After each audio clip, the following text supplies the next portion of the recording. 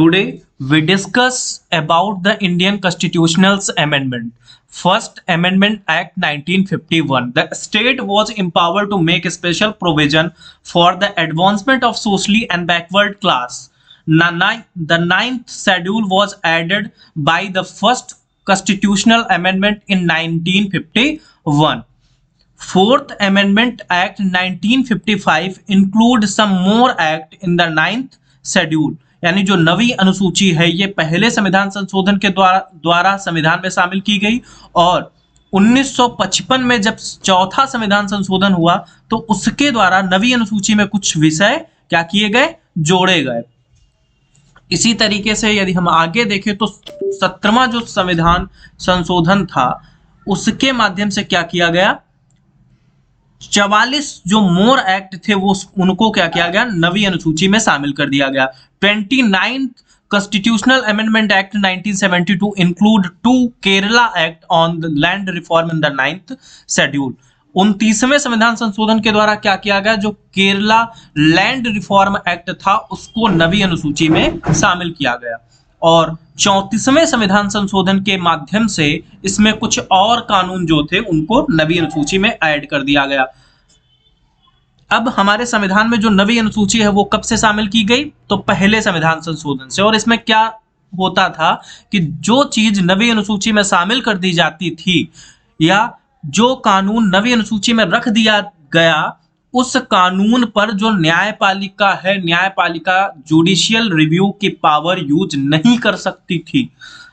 लेकिन 1973 में केशवानंद भारती केस के बाद न्यायालय ने यह कहा कि इस डिसीजन के बाद यदि कोई भी कानून इसमें शामिल किया जाएगा तो उस पर क्या होगा, जुडिशियल रिव्यू लागू होगा यदि वो संविधान के बेसिक स्ट्रक्चर का उल्लंघन करता है।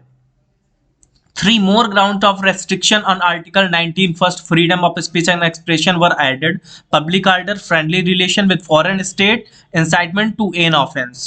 Restrictions were made reasonable and justiciable, introduced the validity of the state more to nationalize any business or trade, and the sum to not be invalid on the ground of violation of the right to trade and business। यानी जो पहला संविधान संशोधन है इसके माध्यम से जो आर्टिकल 19(1) है freedom of speech and expression, इसमें क्या किया गया, कुछ रेस्ट्रिक्शन लगाए गए, जैसे कि अगर पब्लिक ऑर्डर है, फ्रेंडली रिलेशन है विद फॉरेन स्टेट के साथ और इंसाइटमेंट टू एन ऑफेंस है तो इसमें क्या किया जाएगा, आर्टिकल 19(1) के जो सब क्लॉज 1 है इस पे क्या किया जाएगा, रेस्ट्रिक्शन लगाया जाएगा इनके बेस पे।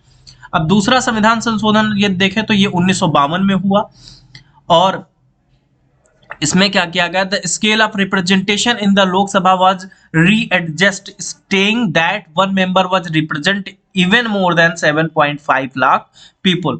यानी लोकसभा में जो रिप्रेजेंटेशन था उसको एक तरीके से क्या किया गया, फिर से रीएडजस्ट किया गया, मतलब 7.5 लाख की जनसंख्या पर क्या होगा, एक व्यक्ति होगा।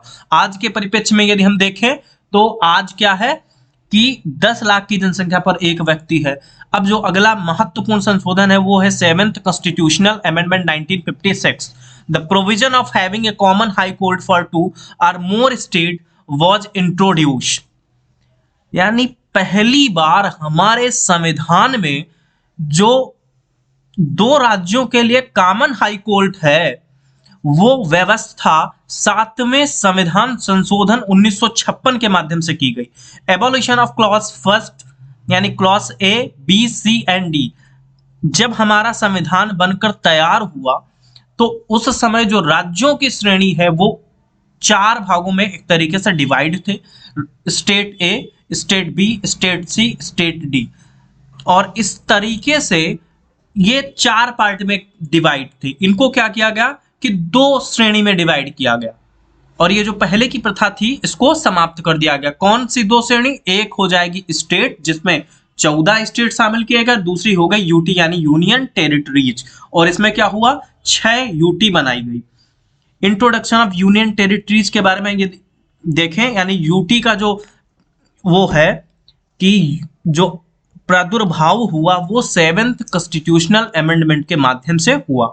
नाइन्थ अमेंडमेंट एक्ट 1960, इसमें क्या होगा कि इंडिया और पाकिस्तान के बीच जो है एग्रीमेंट हुआ 1958 में, और जो वेस्ट बंगाल है, वेस्ट बंगाल का जो बाउंड्री वाला कुछ क्षेत्र था जिसे बेरूबारी क्षेत्र कहा गया, उसके एडजस्टमेंट के लिए क्या हुआ, ये संविधान संशोधन किया गया। क्यों? क्योंकि उस समय की जो सरकार थी, सरकार ने बेरूबारी का जो क्षेत्र था वो पाकिस्तान को सौंप दिया। तो जब वो एक तरीके से सिंपल समझौते के द्वारा सौंपा गया, तो ये प्रश्न किसके पास गया? राष्ट्रपति की जब पास एक तरीके से जाएगा तो राष्ट्रपति न्यायालय से इस पर राय लेगा, और जो न्यायालय है वह बेरूबारीवाद 1960 वाले में न्याय ये देगा राष्ट्रपति को कि कोई भी क्षेत्र विदेशी राज्य को बिना संविधान संशोधन के नहीं सौंपा जा सकता है। और इसके लिए क्या किया गया, संविधान में नवा संविधान संशोधन हुआ, और उसके माध्यम से जो बेरूबारी क्षेत्र था, एक तरीके से जो इंडियन टेरिटरी का बॉर्डर था विद ईस्टर्न पाकिस्तान, जो पूर्वी पाकिस्तान है, उसको क्या किया, एडजस्ट किया गया, री एडजस्टमेंट हुआ। और ये क्षेत्र किसको दिया गया? वेस्ट बंगाल का जो कुछ हिस्सा था वो ईस्ट पाकिस्तान को दिया गया, जो अब बांग्लादेश है। 10th amendment act 1961, Dadra Nagar and Haveli incorporated in the union of India as a union territory, यानी जो दादरा है, नागर है, हवेली है, इसको भारतीय संघ में क्या किया गया, शामिल किया गया यूटी के तौर पे, यानी जो संघ राज्य क्षेत्र है उनके तौर पे इसको भारत में शामिल किया गया। 12वां संविधान संशोधन जो हुआ 1962 में, गोवा, दमन और Diu incorporated in the Indian union as a union territory. अब 12वां जो संविधान संशोधन हुआ उसके माध्यम से गोवा, दमन और दीव, और सबसे पहले जो आए थे, हमने जैसे हिस्ट्री वाले वीडियो में बताया था कि सबसे पहले आने वाले जो विदेशी कंपनी के लोग थे वो थे पुर्तगीज, और सबसे लास्ट में जब ये गए तो ये सबसे आखिरी में गए, और वो भी इनसे युद्ध करना पड़ा एक तरीके से। जो भारत सरकार है इन्हें क्या करना पड़ा, भगाना पड़ा। और इनके पास जो क्षेत्र था गोवा, दमन और दीव, उसको लेकर उसको क्या किया गया, यूटी बनाया गया 12वें संविधान संशोधन के माध्यम से। 13वां संविधान संशोधन, इसमें क्या हुआ, तो इस संशोधन के माध्यम से Nagaland was form with special status under article 371A, यानी जो नागालैंड है उसको कुछ स्पेशल स्टेटस के तहत 371A के तहत क्या किया गया, बनाया गया। और नागालैंड की यदि हम चर्चा करें तो हमारे जो राज्य बने, राज्यों के गठन में सबसे ज्यादा अगर देखें नॉर्थ ईस्ट वाले स्टेट में सबसे ज्यादा मुश्किल जो परिस्थिति थी वो कौन से राज्य के गठन में थी, नागालैंड के गठन में थी। और इसको लेकर जो पंडित जवाहरलाल नेहरू जी ने सूझबूझ दिखाई, तो उसके लिए क्या करना होगा, उनकी हमें तारीफ करनी चाहिए कि किस तरीके से उन्होंने नागालैंड के गठन में क्या किया, बहुत ही अच्छे तरीके से सूझबूझ दिखाई। 14वां संविधान संशोधन जो है 1962 में होगा, Pondicherry incorporated into the Indian union territories of Himachal Pradesh, Manipur, Tripura, Goa, Daman और Diu, and Pondicherry were provided the legislature and council of ministers. Pondicherry जो है उसको क्या किया गया, इंडियन यूनियन में शामिल किया गया। हिमाचल प्रदेश को, मणिपुर को, त्रिपुरा को, दमन को, दीव को, इनको यहां पर एक तरीके से जो विधान मंडल है उसकी व्यवस्था की जाएगी और काउंसिल ऑफ मिनिस्टर्स बनाया जाएगा। 19th constitutional amendment act 1966, system of election tribunals was abolished and high court were given the power to hear the election petitions. जो राज्यों में चुनाव होते थे, केंद्र में जो चुनाव होते थे, उन चुनाव में यदि कोई अवैध चीज हुई है, असंवैधानिक चीज हुई है, तो उस चीज के हियरिंग के लिए पहले क्या था कि सिस्टम ऑफ इलेक्शन ट्रिब्यूनल्स होते थे। जिस तरीके से आज हम एडमिनिस्ट्रेटिव ट्रिब्यूनल्स के बारे में पढ़ते हैं और सर्विस जो ट्रिब्यूनल है इनके बारे में पढ़ते हैं, तो उसी तरीके से तब क्या होता था, इलेक्शन ट्रिब्यूनल्स होते थे। और ये क्या करते थे, चुनाव में यदि कोई विवाद हुआ तो उसको सुनते थे। तो इसके माध्यम से, इस संविधान संशोधन के माध्यम से इन इलेक्शन ट्रिब्यूनल्स को क्या किया गया, समाप्त कर दिया गया, और इलेक्शन में होने वाले जो कोई भी विवाद है या कोई भी पिटिशन है जो रिलेटेड है इलेक्शन से, उनको सुनने की प्राथमिक शक्ति दी गई हाई कोर्ट को, और उसके बाद लोग क्या है, सुप्रीम कोर्ट में जा सकते थे। और इसी पिटिशन की यदि हम चर्चा करें आगे चलकर, 1976 में जब इंदिरा गांधी जी ने आपातकाल लगाया था, उसके जो पहले चुनाव हुए थे, और उसी चुनाव में इलाहाबाद हाई कोर्ट ने राजनारायण वर्सेस इंदिरा गांधी वाले केस में यह कहा था कि इंदिरा गांधी जो है, जो प्रधानमंत्री का जिन्होंने चुनाव, एक तरीके से लोकसभा सीट का जो चुनाव जीता, तो उसमें उन्होंने क्या किया, सरकारी मशीनरी का दुरुपयोग किया, और उसके आधार पर उनके चुनाव को क्या कर दिया था, असंवैधानिक घोषित कर दिया था। तो इस तरीके से हमने जाना कि 19वें संविधान संशोधन में क्या हुआ कि जो इलेक्शन पिटिशन है, ये हाई कोर्ट को पावर दे दी गई, ट्रिब्यूनल्स, जो इलेक्शन ट्रिब्यूनल्स होते थे, उनको एबॉलिश कर दिया गया। और ये जो आपातकाल के बीच का दौर है, 1976 के बीच का दौर है, इस पर हम जल्द ही एक बड़ा वीडियो जो 1.5-2 घंटे का होगा वो बनाकर आपको इसके बारे में विस्तृत डिटेल देंगे। अब 21वां संविधान संशोधन 1967 के बारे में यदि देखें तो 21st कॉन्स्टिट्यूशनल अमेंडमेंट एक्ट 1967 में जो सिंधी लैंग्वेज है, Sindhi language was language into 8th schedule of Indian constitution, यानी हमारे संविधान की 8वीं अनुसूची जो है, उसमें कुछ भाषाओं को शामिल किया गया था प्रारंभ में, उसमें एक नई भाषा ऐड की गई इस संविधान संशोधन के माध्यम से, वह भाषा कौन थी, सिंधी थी। 24वां संविधान संशोधन अमेंडमेंट एक्ट कब हुआ, 1971 में हुआ। The president assent to constitutional amendment bill was made compulsory, यानी जो राष्ट्रपति है, राष्ट्रपति को संविधान संशोधन बिल पर अनुमति देना अनिवार्य कर दिया गया। और ये कौन करेगा, ये इंदिरा गांधी करेंगी। जल्द ही हम इन पर क्या करेंगे, एक विस्तृत वीडियो लाएंगे। 25वां संविधान संशोधन जो विधेयक है, संविधान संशोधन कब हुआ, 1971 में हुआ, और इसमें जो fundamental right to property was curtailed, इसमें क्या किया गया, जो फंडामेंटल राइट मिला हुआ था हमें, राइट टू प्रॉपर्टी, उसको कर्टेल किया गया। उसके यानी यदि किसी की संपत्ति सरकार अधिग्रहित कर रही है तो उसमें यह कर दिया गया कि वो अगर 39B और 39C के तहत है तो फंडामेंटल राइट का उल्लंघन नहीं माना जाएगा। 26 कॉन्स्टिट्यूशनल अमेंडमेंट इंडियन कॉन्स्टिट्यूशनल, यानी इसमें जो Privi purse and privilege of formal rulers of princely state were abolished. जब देश स्वतंत्र हुआ तो देश में जो रियासतें थी, 562 देसी रियासतें थी, उनमें से ज्यादातर रियासतें क्या हुई, भारत संघ में मिली। कुछ रियासतें ऐसी थी जिनके अधिग्रहण के लिए, एक तरीके से भारत में उनको मिलाने के लिए, संघ में मिलाने के लिए क्या करने पड़े, भारतीय सेना को युद्ध करने पड़े। जैसे कि हम जानते हैं, एक हैदराबाद हो जाएगा, एक जूनागढ़ हो जाएगा, एक जम्मू कश्मीर हो जाएगा। तो इस तरीके से जब मिली तो उनके गठन के समय हमारे जो गृह मंत्री जी थे उस समय के, सरदार वल्लभ भाई पटेल ने, उन्होंने एक प्रस्ताव ये रखा कि आपका जो राज्य है वो संघ में माना जाएगा, लेकिन आपको पर मंथ कुछ ना कुछ खर्चा मिलता रहेगा, और उसको क्या कहा गया, प्रीवी पर्स कहा गया। और उन शासकों को जो स्थानीय एक तरीके से देसी रजवाड़े थे, उनको क्या किया गया, कुछ प्रिविलेज दिए गए। लेकिन इस संविधान संशोधन के माध्यम से ये प्रिविलेज क्या किया गया, समाप्त कर दिया गया। और आगे चलकर ये जो 24वां, 25वां, 26वां और 29वां संविधान संशोधन है, इन्हीं के विरोध में आगे चलकर कौन सा केस होगा, केशवानंद भारती केस होगा, जिसमें 13 जजों की बेंच जजमेंट सुनाएगी, 7-6 से डिसीजन आएगा कि फंडामेंटल राइट जो है हमारे संविधान में एक बेसिक स्ट्रक्चर है, और उस बेसिक स्ट्रक्चर को कर्टेल नहीं किया जा सकता।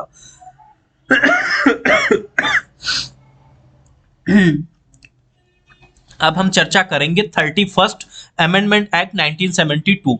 Lok Sabha seats were increase from 525 to 545। Lok Sabha की जो सीटें थी 525, उसको 525 से बढ़ा के 545 कर दिया गया।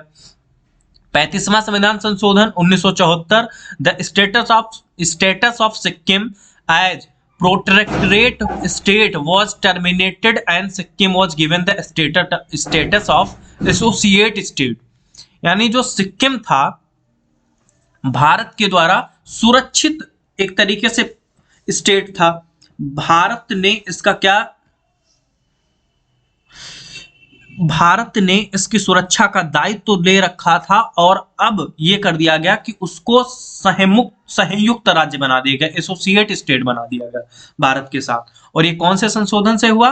35वें से हुआ। 36वें से क्या होगा कि सिक्किम जो है 1975 में एक तरीके से पूरा जो है भारत का अंग बन जाएगा और वहां के जो शासक हैं राजा चोग्याल, उनकी एक तरीके से इसमें सहमति नहीं रहेगी, लेकिन जो जनता है, जनता भारत के पक्ष में होगी और इसको भारत में शामिल कर दिया जाएगा। 14th amendment act 1976। अब जो 40वां संविधान संशोधन हुआ ये 1976 में हुआ और इसमें जो हमारी संसद है उसको ये पावर दी गई कि वो क्या करे, अपनी जो पावर है उसको बढ़ा सके। यानी कहां तक उसकी पावर होगी, तो उसकी जो लिमिट तय की गई वो टेरिटोरियल वाटर तक की गई, कॉन्टिनेंटल शेल्फ तक की गई, एक्सक्लूसिव इकोनॉमिक जोन तक की गई। जैसे कि हम ज्योग्राफी में पढ़ते हैं कि जो है भारत का जो मैप है उसमें एक लिमिट तक का जो क्षेत्र है उसको हम टेरिटोरियल वाटर कहते हैं। इसी तरीके से कॉन्टिनेंटल शेल्फ और एक्सक्लूसिव इकोनॉमिक जोन, अनन्य आर्थिक क्षेत्र और मैरीटाइम जोन होते हैं। तो यहां तक इसकी सीमा क्या कर दी गई, विस्तृत कर दी गई। अब हम चर्चा करेंगे कौन से संविधान संशोधन के बारे में, 42। ये कब हुआ? 76 में, और इसको हम क्या कहते हैं, मिनी कॉन्स्टिट्यूशन कहते हैं। अब 44 अमेंडमेंट एक्ट कब होगा? 78 में होगा। किसके द्वारा? मोरारजी देसाई जो है प्रधानमंत्री है उनकी सरकार के द्वारा होंगे। और इस संविधान संशोधन में वो चीजें की गई, यानी 42वें संविधान संशोधन में जो संविधान में बदलाव किए गए थे उन बदलावों को एक तरीके से इसके द्वारा क्या किया गया, ठीक किया गया, उसमें सुधार किए गए। एक तरीके से हम ये कह सकते हैं कि 42वें संशोधन ने जो चीजें सुधारी थी तो 44वें ने उन चीजों को सही करने के बारे में कोशिश की। अर्थात 42वें में ये किया गया था कि आर्टिकल 368 में चौथा पार्ट जोड़ा गया, 368(4), और उसमें यह कहा गया कि इस अनुच्छेद के तहत कोई भी संविधान संशोधन होगा तो उसे जो आर्टिकल 13 है, 13 के तहत क्या है, कानून नहीं माना जाएगा, और फंडामेंटल राइट का उल्लंघन करे तो उस पर कोई भी जुडिशियल रिव्यू का यूज नहीं हो सकता। इसी तरीके से 13(4) में संशोधन किया गया था। तो 44वें के तहत क्या किया जाएगा, इसको हटा दिया जाएगा। और आगे चलकर जो मिनर्वा मिल्स केस आएगा 1932, वो क्या करेगा कि 42वें संविधान संशोधन 1976 का जो 368(4) है और 13(4) है इसको असंवैधानिक घोषित कर देगा। 44वां संविधान संशोधन अधिनियम जो है ये कब हुआ? 1978 में। It is also one of the important amendment in the Indian constitution enacted by the Janata government candidate can. 52 Amendment Act 1985, a new 10th schedule was added। यानी जो 52वां संविधान संशोधन होगा इससे क्या होगा, एक नई शेड्यूल जोड़ी जाएगी, उसको कहा जाएगा 10वीं अनुसूची। यानी ये जो प्रश्न है काफी ज्यादा इंपॉर्टेंट है। जैसे पहला जो संशोधन हुआ उससे कौन सी अनुसूची जोड़ी गई, 9वीं अनुसूची जोड़ी गई। और ये 52वां संशोधन 1985 है, इसमें कौन सी अनुसूची जोड़ी गई, 10वीं अनुसूची जोड़ी गई, और इसमें एंटी डिफेक्शन लॉ बनाया गया। Candidate can read.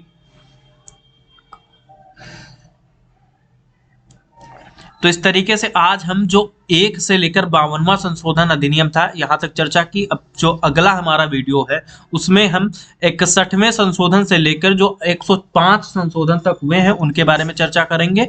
और जैसे मैंने अभी संविधान की कुछ चीजें बताई, तो उन चीजों के बारे में पहला संशोधन जो हुआ, उसके बाद कौन सा केस आया, और फिर दूसरा संशोधन हुआ, और इस तरीके से जो केशवानंद भारती तक के केस हैं, इसके बारे में यदि आप विस्तृत तरीके से जानना चाहते हैं तो हमारा एक वीडियो और पड़ा हुआ है जिसे जिसे हमने बेसिक स्ट्रक्चर डॉक्ट्रिन के तहत पूरा बनाया है, और उस पे जाकर आप विस्तृत तरीके से उसको देख सकते हैं।